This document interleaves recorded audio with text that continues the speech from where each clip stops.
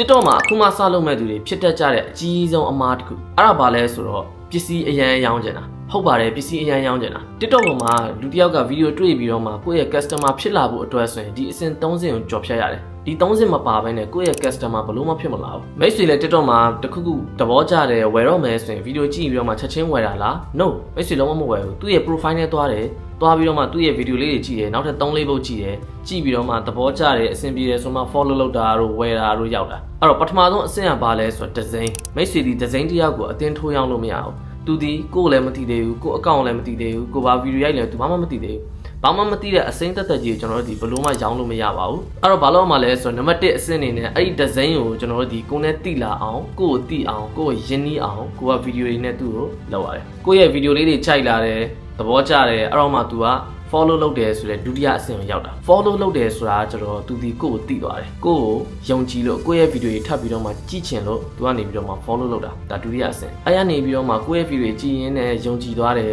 သဘောကျသွားတယ်အဲ့ဒီခါကျမှဝယ်တယ်ဆိုတဲ့အဆင့်ဖြစ်တာအဲ့တော့အခုမှစလုပ်တဲ့သူတွေကကျတော့ဒီနေ့ပဲဗီဒီယိုစရိုက်တယ်3-4ပုတ်ပဲရိုက်သေးတယ်3-4ပုတ်လို့အကုန်လုံးဒီရောင်းတဲ့ဗီဒီယိုတွေပဲရိုက်ထားတယ်ပြီးရင်ဘယ်သူမှလည်းမဝယ်ဘူးဆိုပြီးတော့မှထင်ကြတယ်ခုနကကျွန်တော်ပြောတဲ့အတိုင်းပဲဒီဇိုင်းတစ်ယောက်ကိုဘလို့မှရောင်းလို့မရပါဘူးအဲ့တော့မိတ်ဆွေရောကိုယ့်ရဲ့နောက်ဆုံးရိုက်ခဲ့တဲ့ဗီဒီယို10ပုတ်ထဲမှာအယောင်ဗီဒီယိုဘယ်နှပုတ်ပါလဲကွန်မန့်မှာရေးခဲ့ပေးပါဒါမျိုးပဲ TikTok အခုမှစပြီးတော့မှလုပ်နေတဲ့သူတွေလုပ်ဖို့စဉ်းစားနေတဲ့မိတ်ဆွေတွေရှိရဆိုရင်လည်း share တာတို့ mention လုပ်တာတို့လုပ်ပြီးတော့မှသူတို့ကိုကူညီပေးလို့ရပါတယ်TikTok marketing trainer တယောက်ဖြစ်တယ်မို့ life and business coach လည်းဖြစ်တဲ့ကျွန်တော်ရုံမင်းလောက်ပါ